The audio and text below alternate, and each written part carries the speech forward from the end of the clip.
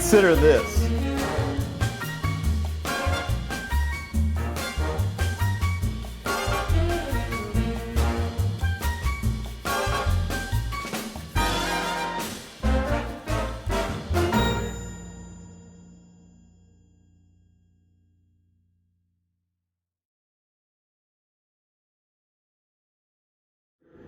Hey, this is Andrew Crapuchettes. I'm the CEO of Emsi, and we are grateful to have the opportunity to sponsor the State of Talent Conference. And I'm really excited about this conference because we're going to talk about job title normalization, which is really this common language that will give opportunities to people all over the world to understand where they fit in the labor market and how you can help them get there. We'll talk about that more at the conference, but we're super excited to be part of it and hope you have a great day. What is a job title? What's your job title? There's a lot of them out there. Master Jedi of Cleaning, Cyberspace Policy Analyst, Feral Iguana Trapper, or my favorite, Multiple Launch Rocket Fire Direction Specialist. Yes, these are real job titles. And me? I prefer Muscular CEO or Bald CEO or Best Boss Ever. Hey, look, I even got the mug. CEO in my mind means Chief Excitement Officer. Yeah! But the point is, job titles can get a little bit weird and out of control. I once talked to a company that had 9,000 employees and over 7,000 job titles in their organization. Today, there are thousands of sorry, it's been a long day. Okay, can you slap me? That wasn't very hard. Oh, thank you. I need a little more beer. Today, there are thousands of titles in the labor market. Did you know Emsi tracks 75,000 of them? Job titles are, or at least should be, shorthand for all the things that you do and the skills you have. Think of it as a convenient box to package things in. In just a couple words, people hopefully get a lot of information about your work and what you do. But because we have so many today, it's really tricky to hear a job title and know exactly what someone does. When it comes to job titles, we see three major problems. First, job titles can be too specific or specialized, just like the ones we mentioned earlier. Two, companies often have tons of different titles for pretty much the same job. Product specialist, product manager, product ninja. And then third, there's the opposite problem, where the same title is used for very different roles. For instance, I'm a CEO of an economics firm that uses a ton of data, but the guy running the hot dog stand down the street is also a CEO. And so is the person who runs JP Morgan. So just because we all have the same title does not mean we're all doing the same thing. Up? Yeah, I know. The other way. Yeah, right there. Stop. Perfect. Lovely.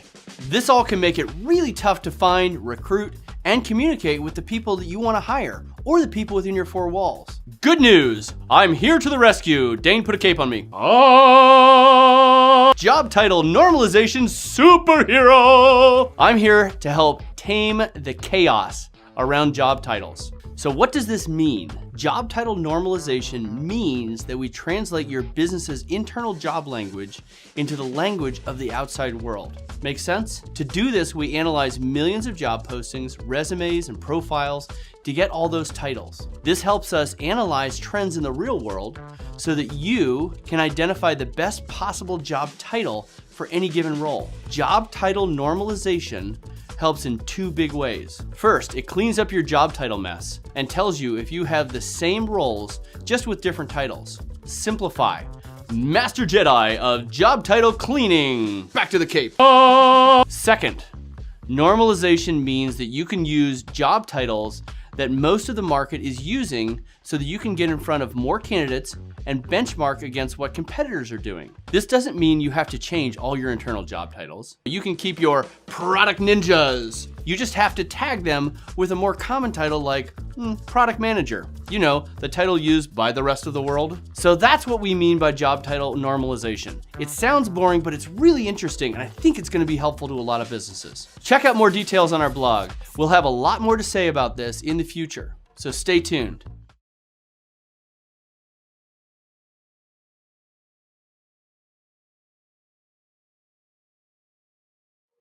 Hi there, my name is Lisa Hill. I am an ADP WorkMarket account executive, and I have been in human capital management and talent management for over 20 years. And these last 2 years, I have been focusing on the gig economy. I'm excited to be at the State of Talent Conference with you today, and I'm really looking forward to sharing some workforce trends with you. So I want to start with workforce dynamics. Workforce dynamics are shifting and the state of the labor market's changing, and there are a couple of reasons why. First of all, baby boomers are retiring. The Bureau of Labor Statistics tells us that 25% of the total US population is age 55 or older. So that's approximately 41 million people that could be exiting the workforce. And then on the other side of that, we have the millennials. And the millennials really are dominating the workforce. There are 83 million millennials working, and almost half of them consider themselves freelancers. So if we take these two things together, it tells us that on-demand talent is here to stay. In order for companies to stay agile and to stay competitive, they need to embrace freelancers, contractors, and other forms of contingent workers. So also, market conditions are changing. And in the wake of COVID, companies are looking for creative ways to leverage independent contractors as a cost savings measure and to continue to grow and to scale.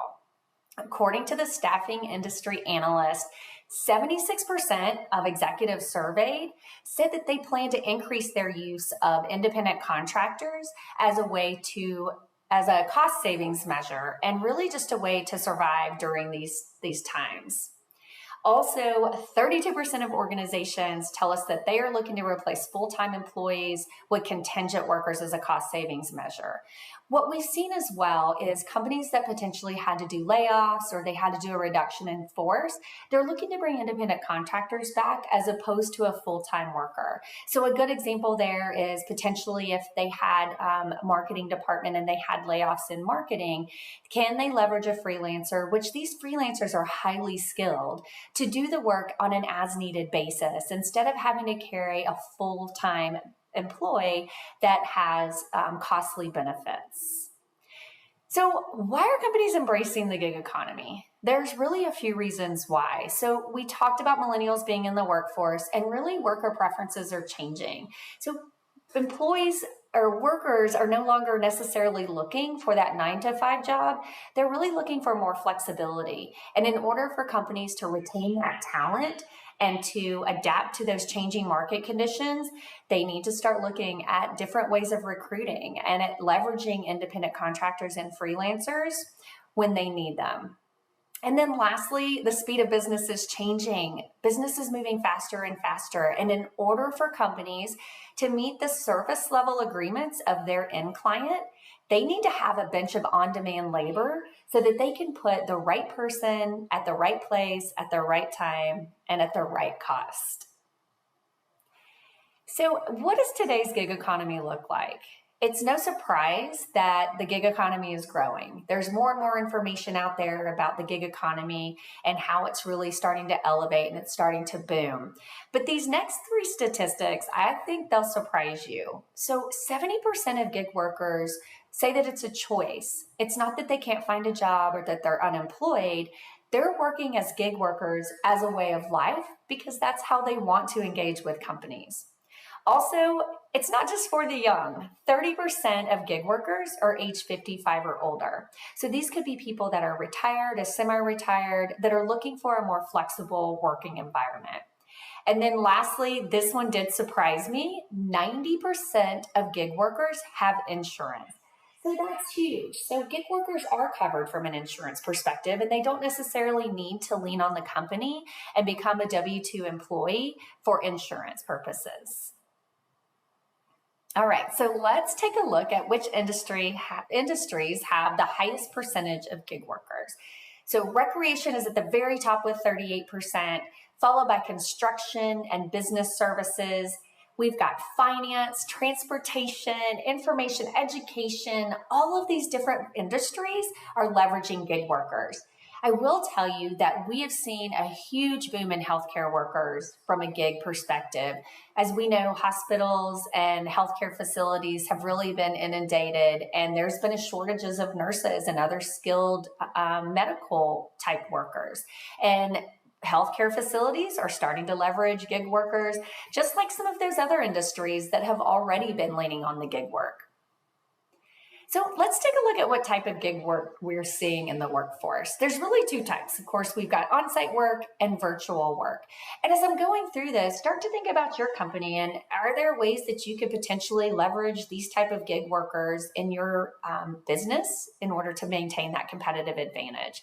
So on-site work, we're seeing companies that are having installation and assembly gig workers, break fix repairs, photo inspection, audio AV, private security, photographers, brand ambassadors, maintenance and janitorial, appraisals, and of course, to no surprise, we have deliveries. And then virtual work, bloggers and writers, video editing and production, graphic design, interpreters and translators, and then consulting. So again, when you're going through and sort of looking at your business, are there any of these type of workers that you could leverage? And then I want to leave you with this one last bit of information. So Florida has the highest total employment proportion of gig workers within the state, which is huge. So consider this. Can your company gain a competitive advantage by leveraging a contingent worker, an independent contractor, or a freelancer? So I want to thank the State of Talent Conference again for having me today, and I hope you enjoy the rest of the conference.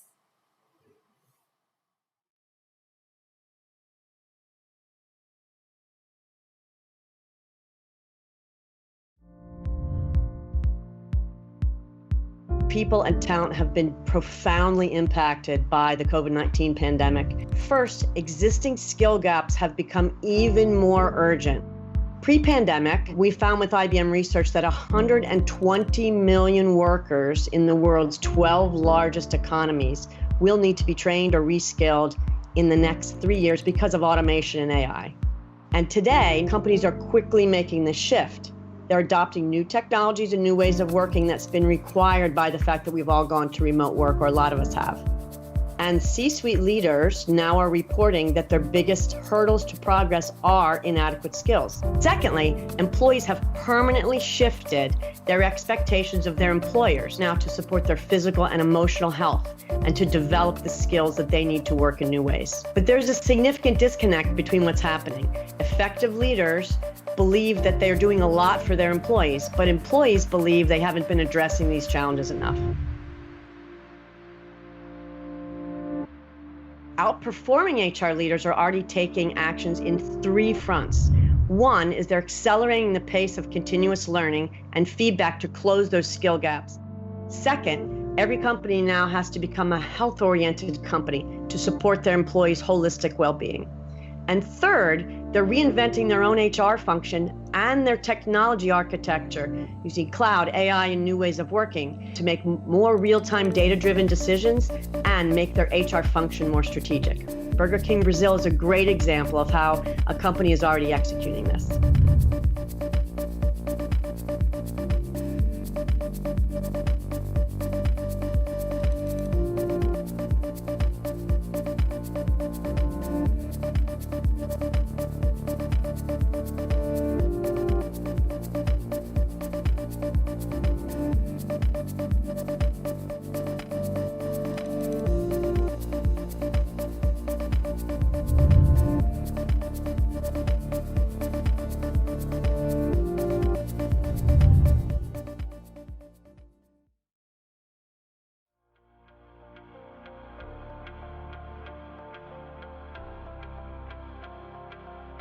HR 3.0 arrived not long ago, and we're already moving to HR 4.0.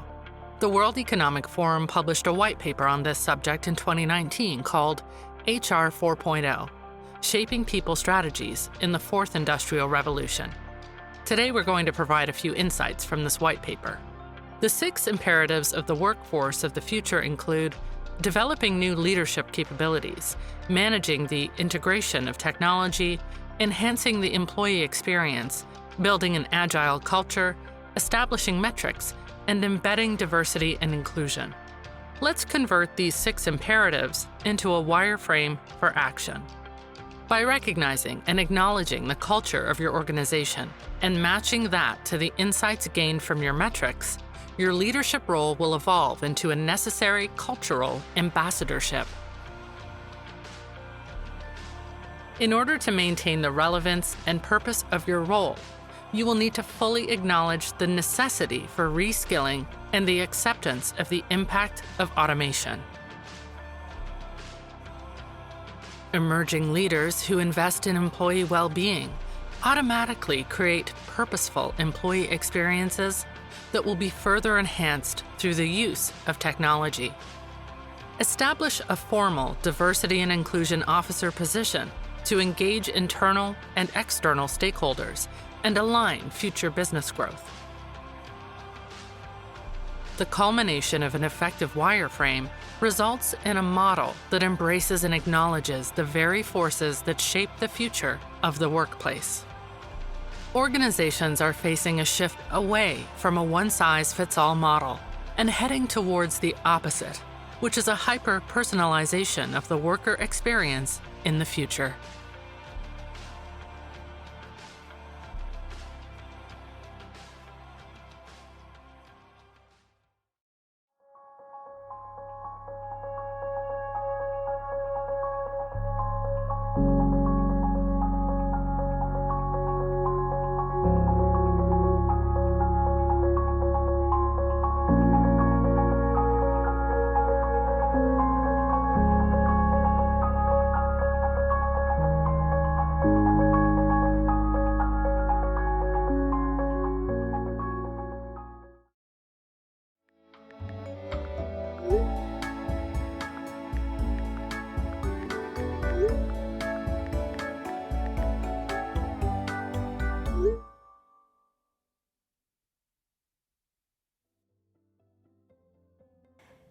In today's workforce, a lot of businesses are looking to alumni that have retired or are moved on of their own choice to bring them back.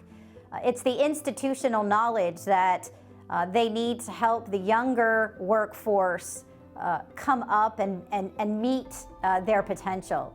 In doing this, there are many different factors to consider. Number one, when you bring someone back to the workplace, you have to provide them the same opportunities that are available to others, or you could implicate potential liability under the Age Discrimination and Employment Act.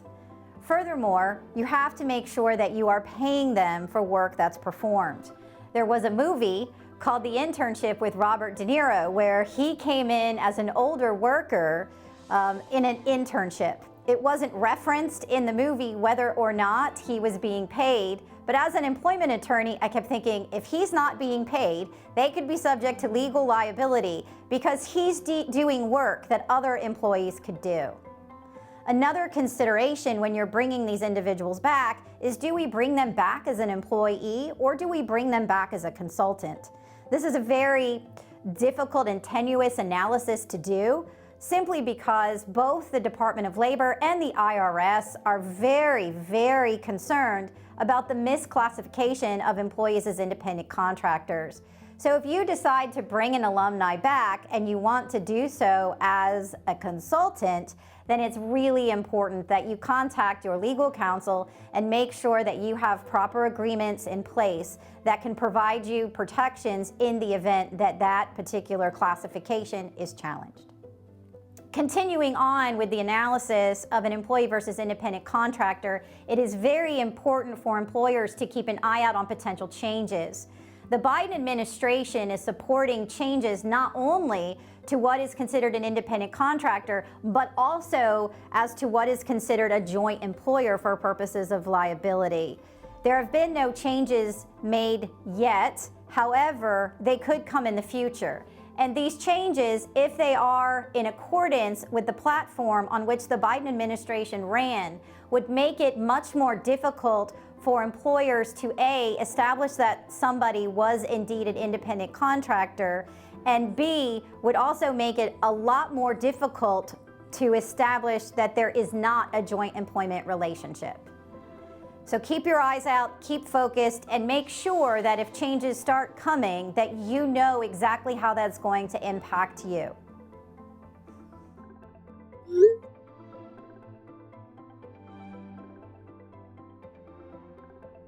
As employers make decisions on whether to bring their workforce back into the office, there are different factors that they need to consider. First and foremost, they need to consider whether or not their workforce is safe and if they can implement and continue with CDC guidelines on how to have a safe business, keeping in mind that these guidelines are often updated. Furthermore, there are considerations that when an employee is working from home, while they're working, it is considered a workplace. And if they're injured in furtherance of their duties, then it could be potentially a workers' compensation claim. Finally, there are issues related to child care. Employers do not, at this particular juncture, have to accommodate child care. The Family First Coronavirus Relief Act and the requirements that were in there have expired in terms of mandatory leave for child care. However, it is important for employers to consider whether or not an accommodation would enable a very good employee to keep working and rendering services.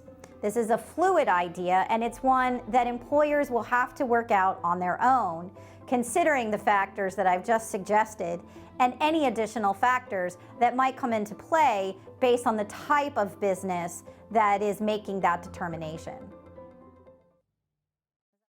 Hello, my name is Ted Abernathy, and it's a pleasure to be with you today. We're talking about health, prosperity, and COVID. We're talking about economic wellness and your Swiss Army knife. And when we think about Swiss Army knives, we think about all the different pieces and how they fit together and how the information's useful. Well, what we're going to try to do today is we're going to talk a little bit about how data fits together and shows you trends, and then what are some of the strategies around that? And there's a lot of different things that our organization does when we're thinking about those kind of trends and strategies. But mostly today, you've heard a lot, I'm sure, throughout the time you've spent looking at workforce issues and looking at economic issues. I want to spend my time with you talking about the interconnectivity between them. And this is hard because it's how things fit together. So when we look at it today, we're going to look at how data around health fits around the economy, and then what's COVID done to make that even harder to deal with. So first, just a little economics. We're an economics company, so we spent most of a decade gaining jobs, and then late last spring in March and April, we lost 22 million. We're about 2/3 of the way back. Not all the way back, but about 2/3 of the way back. And COVID has impacted us all in our lives, but it's impacted everybody a little different. So if you think back first, think back pre-COVID, and let's set the stage. When we were talking about things pre-COVID as a company, we were talking about this group of things. We were talking about how complexity and disruption and acceleration impact everybody. I know it's hard to think back pre-COVID, but think back before all this started and all the things that we were talking about. We were talking about how the Internet of Things and robotics and blockchain and artificial intelligence, how all of that was going to change our lives technologically. We were talking about social issues, about how long people were working, that older people were working longer, that people weren't having as many children, that mobility was different. We're talking about other things that related to work and related to global issues that might cause us trouble. Well, here we are, fast forward 2 years, robotics is more important. In fact, there's an acceleration of all things that have to do with automation and robotics. Longevity has changed. More people were staying at work longer, and over the last year, about 1 million people in their 60s that were working have said, you know what, I can retire. I'm not going to stay in the game, and that's hurt our workforce. Equity issues had started to come up. They're now a huge part of our discussion nationally. Mobility, we were at an all-time record low in 2019 of people moving around the country. Last year, we had a 7% jump, and y'all have heard the stories about people moving out of New York, moving out of Seattle, moving out of Los Angeles. Those were trends that were already started before all of this took place because of affordability. Work has been different. We couldn't find workers in 2019. We have higher unemployment now, but employers can't find workers either. More remote work. And then over on the global side, We were worried about things like cyber attacks or weather events. And in Florida, you worry about weather events. I live on the coast of North Carolina. I'm always worried about it. And then down at the bottom in 2019, we mentioned pandemics. It was the last thing on our list. And we've now seen how all of that changes our world. So I want to start with those impacts. And I want to start by talking about how different they are, how uneven all of this has been. We talk in national news or local news and we talk about averages, and they don't mean much because the world has been unevenly impacted by COVID. So this is the southern region. These are all the states in the South. Florida's up there in the green. And you can see that Florida had a little bit more impact than most of the places in the South. South actually had less impact overall than the country. If I had put northeastern states up here, they would be twice Florida's job losses over this period of time. So Florida, more than other of its neighbors, less than a lot of people in the country. If you look at where the jobs are, the unevenness is by industry. As you can see on the chart, overall, you lose about 5% of your jobs between last year and this year, this time, but almost 20% in the leisure and hospitality industry, and less than 0.5% in financial services. Depends on where you are, it depends on what industry you're in, and then it also depends on what kind of education you have. From February of last year, right before the pandemic started, to February of this year, if you had less than a high school degree, the job losses were 12%. If you had a BA, a college degree, or more, hardly any impact. So this unevenness is all across the whole pandemic, and it's projected to make a long-term impact. If you look at the chart here, the bottom quintile, the bottom 20% of people, jobs in the US, those are long-term risks, those low-wage jobs, because we've had trouble nationally filling those jobs and automation has taken over. And so rather than some small growth going forward, we're expecting that group of jobs to shrink now over the next decade. And that's going to put people with lower income levels, with lower education and skill levels at a much harder position because those jobs won't quite be there. So let's talk about work specifically as we try to put these pieces together. So job quality is a topic I think you're going to hear a lot more about in the future. And we're economists. What we look at is the relationship between high wage, good jobs, benefits, full-time, and lower wage jobs with no benefits that are sporadic. And over the last 20 years, the balance has gotten worse. More jobs with less pay and less benefits compared to the better jobs. Now, the better jobs have been paying more. So as we look at that household income over time, from the 60s to 2000, you can see flat household incomes in the bottom groupings of pay wage. The big jump has been in the top 25% or in the top 5%. That's the black dotted line that you see. So really a lot more growth, and those are the highest skilled people with the most in demand skills. And that's pushed that in way up. If you look by sex, again, very different. Men's incomes balanced for inflation haven't changed much now in almost 50 years, been almost flat. Women, on the other hand, have made pretty significant gains, as you can see, but have leveled out in recent years. And so, in those inequities and those unevenness, men and women over time also very uneven. If you look by education level, the highest education level, remember the chart from before, highest level education level going up, everybody else basically staying the same. These are, again, indexed for inflation. But what you see is the bachelor's degree went up pretty significantly from 1980 to 2000, but then it's even flattened out. So wages have not kept pace with a lot of things.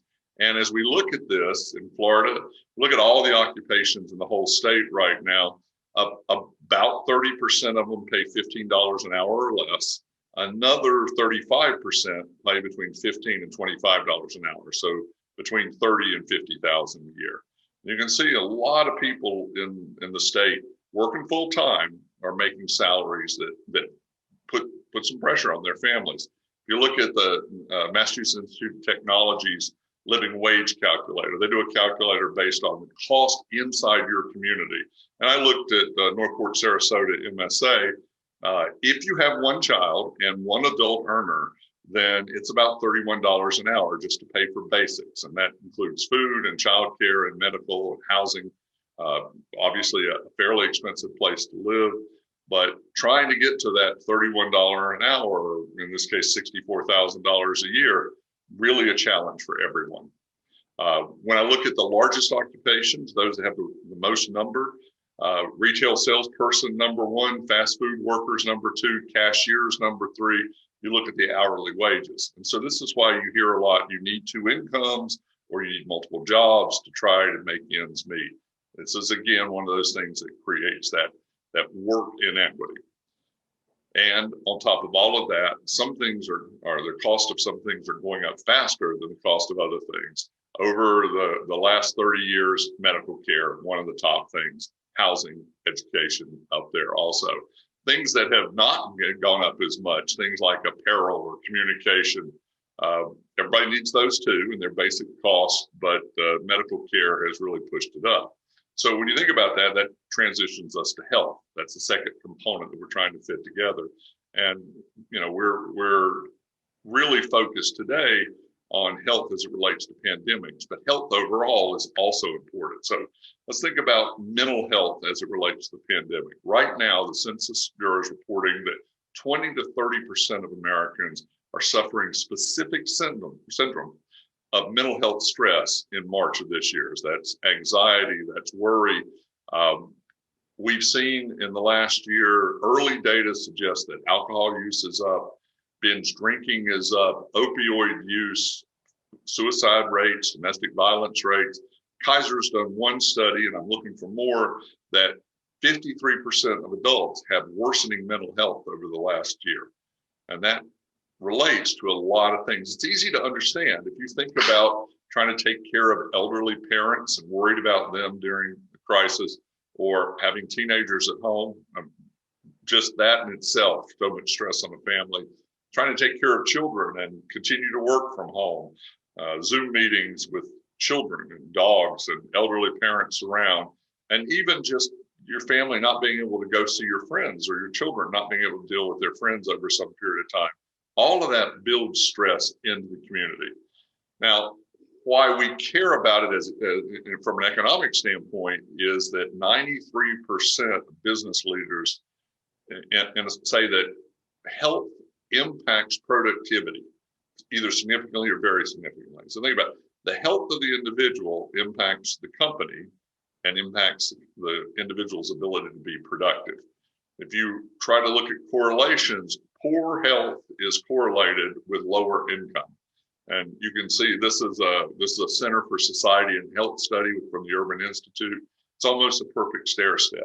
In fact, if you go a little deeper and you look at diseases, things like stroke or heart disease or diabetes, lower income people more susceptible for that. It has to do with diet, has to do with individual practices, has to do with ability to get to health care. So all of those things are connected. And we can take big charts like this and show that health rankings are perfectly tied to productivity rankings, even by whole states.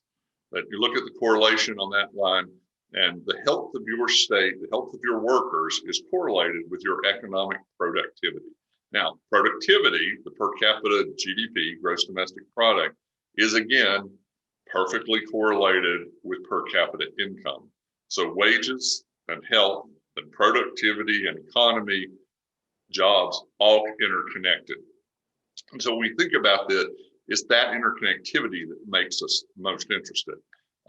Companies understand this. They know that the benefits of a healthy workplace is increased productivity, increased morale, less turnover, less absenteeism. That all seems to make perfect sense. COVID adds a few extra pieces to all of this. So we know that going forward, some of the what we would call secondary impacts or echo impacts of COVID is that we're going to do more online shopping, but that's also going to create more isolation. We're going to do more electronic health, and I think that's going to be good because it allows people who are not able to get out, either because of their physical inabilities or because of the ability for healthcare to serve their area in more rural places. E-health is going to be important. Secondary impacts also going to be more automation, which is going to mean losses of low-income jobs, which is going to put real pressure on us to upskill workers, to do new training, trying to get workers who used to have this job able to have this next job. We're also going to have a huge increase in remote work. You've all seen that. 3/4 of the people say they like remote work. More than half of CEOs say remote work has increased productivity. So we can certainly expect remote work to be part of the future, but again, it's uneven. Remote work is going to have only about 40% of the jobs in America are allowable to let people work remotely. It's hard for someone to pave a road if they're not there, or to take care of the elderly, or you can imagine all the type things. Second thing is that we've seen pressure on housing prices. I'm sure you have in your area, it's all over the country. We didn't build enough houses in the last decade. People started moving, and now house prices are going up. So it's going to impact people. We are already talking about affordable housing. It's now getting worse, and that's going to be a huge issue going forward. And then finally, the impact on minority communities is going to be exacerbated. Minority communities have traditionally more underlying medical conditions. They have lack of healthcare insurance, lack of access, and overall lack of insurance. And through COVID, they've lived in more dense populated areas, so they've been more susceptible to COVID overall. So again, as the pieces are, they fit together pretty well. So what? So I've given you a bunch of stats and figures real quickly and told you that it all fits together. So what? So what as a community is that we have to understand that these aren't silos. That as we're thinking forward about our economic activity, about having good workforce, about having health, about having the type of wellness that we want for our communities, our economic wellness and our health wellness are intertwined together. What comes next? Hard to say. I keep a crystal ball around my office. I ask it questions all the time. It doesn't always answer correctly. In fact, it misses a lot of easy questions. But for a community, you've got to look at your economic health, the health of your people, and the health of your community development, and see how they fit together. How does housing and access to internet and workforce training all fit into your economic future? Now, if you look at those things together, then you'll end up finding a set of activities and actions that'll make your community weller, more economically successful, and your citizens will have a better quality of life. It's been great being with you today. I'm Ted Abernathy, and if you want to reach me, that's my email, and I look forward to any feedback that we can get. So thank you very much.